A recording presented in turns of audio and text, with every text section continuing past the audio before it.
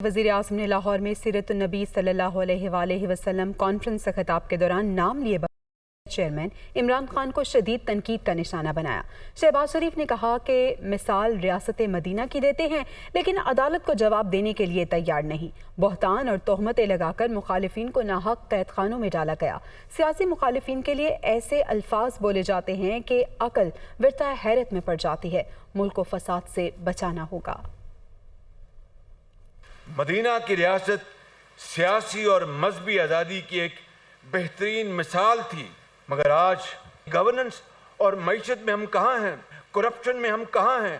مثال ریاست مدینہ کی، لیکن عدالت اور جج کو بھی ہم جواب دینے پر تیار نہ ہوں۔ کوئی حساب مانگ لے تو اس پر رقیق حملے کریں، بہتان، جھوٹ اور تہمتیں لگا کر مخالفین کو ناحق قید خانوں میں ڈال دیا جائے۔ کیا یہ طرز عمل ریاست مدینہ کے کسی ماننے والے کا ہو سکتا ہے؟ مخالفین کے لیے ایسے الفاظ بولے جاتے ہیں کہ عقل ورثہ حیرت میں رہ جاتی ہے۔ بعض لوگ سیلاب زدگان کو اپنے گھروں میں آباد کاری سے زیادہ انہیں اپنی سیاست پیاری ہے۔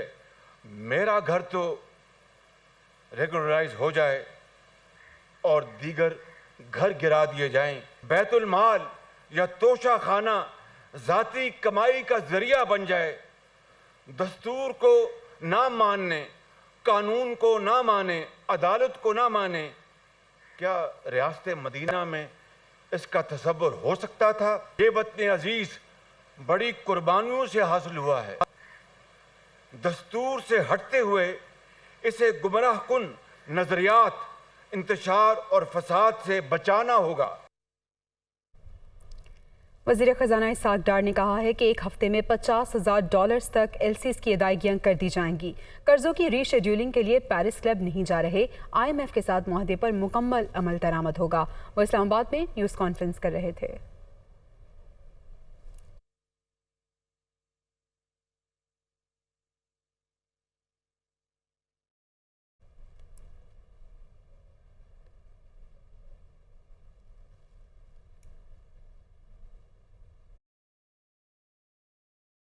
$50,000 تک جتنی جو پینڈنگ پیمنٹس آنے والے ہفتے کے اندر وہ پیمنٹس ریلیز ہو جائیں گی۔ ٹوٹل جو کیسز ہیں وہ قریباً 7,952 ہیں۔ 4,400 اس میں کم ہو جائیں گے ٹیکسٹائل میں۔ موڈیز کا تو ہم نے جواب دے دیا ہے، لیکن ریٹنگ ایجنسیز ہیں ان کے ایسے نتیجے پہنچنے کی ایک وجہ تھی کہ جی ہم پیرس کلب جا رہے ہیں، تو ہم نے فیصلہ کیا کہ ہم پیرس کلب نہیں جائیں گے۔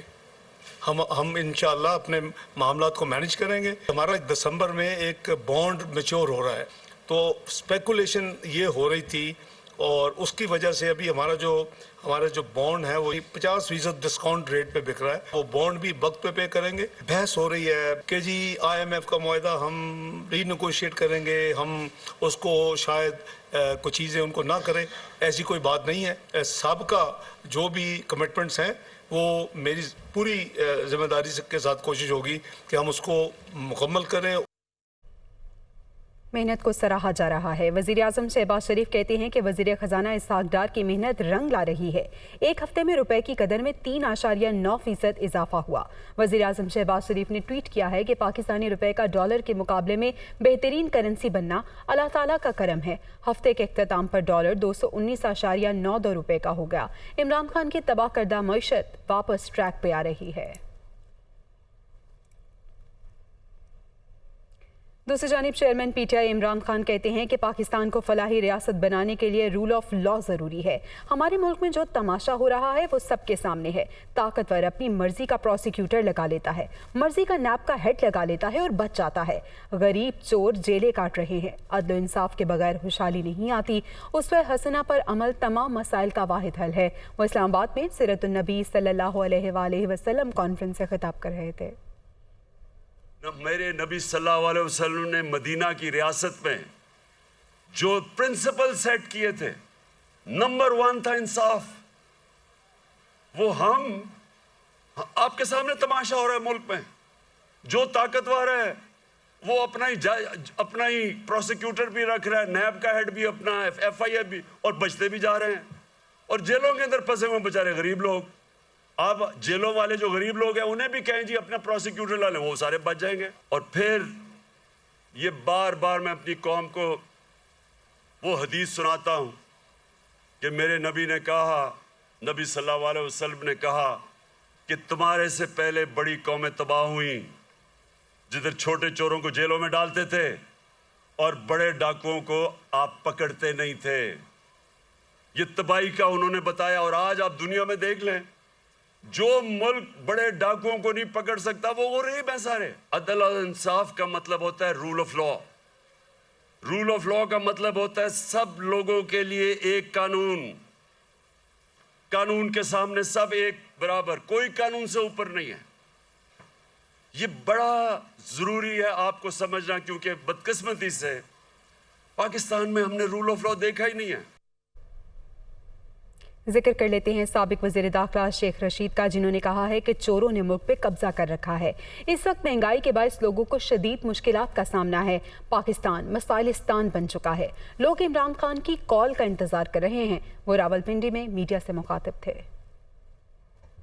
اس ملک میں چوروں نے, ڈاکوؤں نے, لٹیروں نے اس ملک پر قبضہ کیا ہے. غریب کا جینا مشکل کیا ہے, غریب کا چولہا بجھایا ہے. اور لوگ کہتے ہیں کہ عدم استحکام نہیں ہونے دیں گے.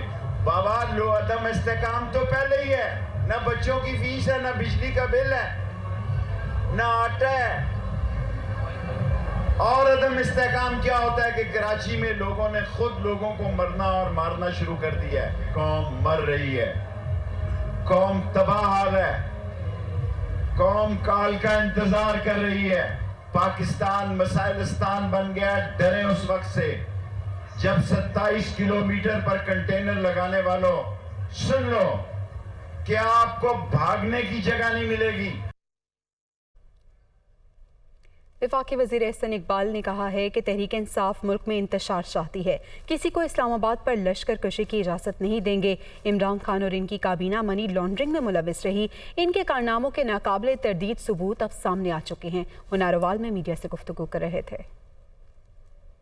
2018 میں عمران خان کی اس سازش نے, جس میں اس نے فراڈ کیا, جھوٹ بولا, بہتان بازی کی, فریب کیا, پورے پاکستان کو دنیا کے سامنے چور, ڈاکو اور منی لانڈرنگ کرنے والا ملک بنا کے پیش کیا. اور IMF کے پیسے پاکستان کو نہ ملتے تو پاکستان کے خزانے میں عمران نیازی اتنا پیسہ نہیں چھوڑ کے گیا تھا کہ ہم 2 مہینے بھی ملک کی معیشت کو چلا سکتے. معیشت کے اندر استحکام آ رہا ہے اور انشاءاللہ تعالی 6 ماہ کے اندر اندر عوام دیکھیں گے کہ ایک مثبت تبدیلی مہنگائی کے حوالے سے بھی آئے گی اور روپے کے حوالے سے بھی آئے گی اور پیٹرول اور ڈیزل کے قیمتوں کی وجہ سے بھی آئے گی.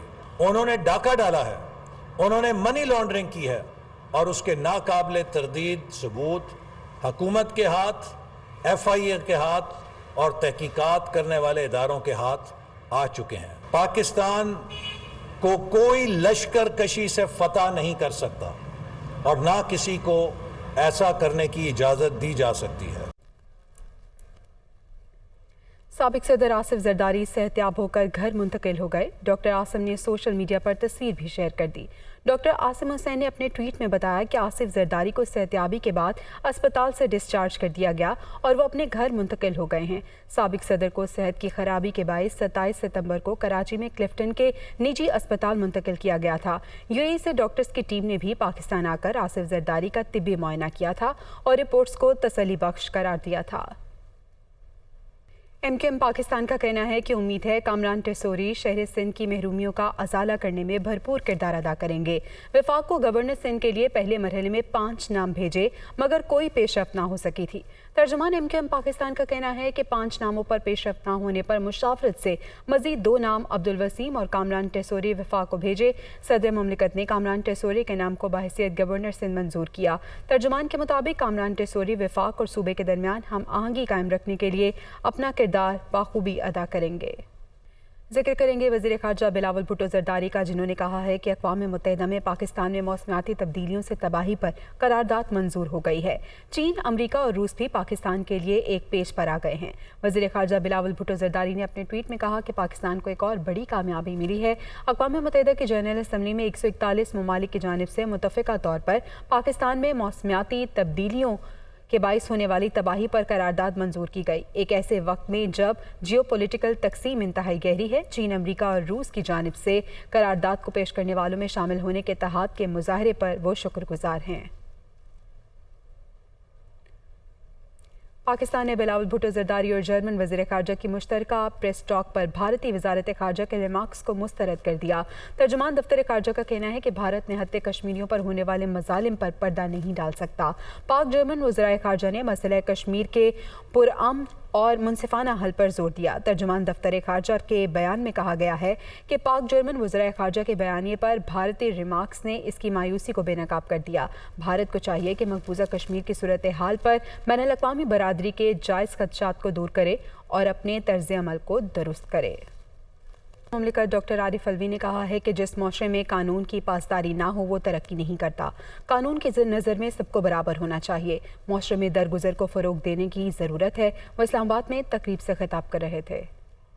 वो माशरा जो कानून की पासदारी में सबसे बेहतर है, वही माशरा तरक्की करता है। वो माशरा तरक्की कर ही नहीं सकता जहां अमीर के लिए कानून अलग और गरीब के लिए कानून अलग, या वो माशरा तरक्की कर ही नहीं सकता जहां पर कानून की पासदारी ना हो। कोई माशरा तरक्की नहीं कर सकता जब तक गरीब की फिक्र नहीं करेगा। और जिन माशरों ने गरीब की फिक्र की है, पावर्टी एलिवेशन अगर चाइना में हुआ है तो उन्होंने जनाब कितनी बड़ी कौम बनकर उभरे। तो लिहाजा मेरे नबी का और इस्लाम का बुनियादी पैगाम यह है कि कमज़ोरों की फिक्र करो। दरगुजर की बड़ी अहमियत है। दरगुजर अगर नहीं होगा तो माशरे के अंदर नफरत फैलेगी। और मैं ये समझता हूँ कि ये जो पोलराइजेशन है, ये नफरत का जो मामला है, इसको हम अपने पास से दूर करें।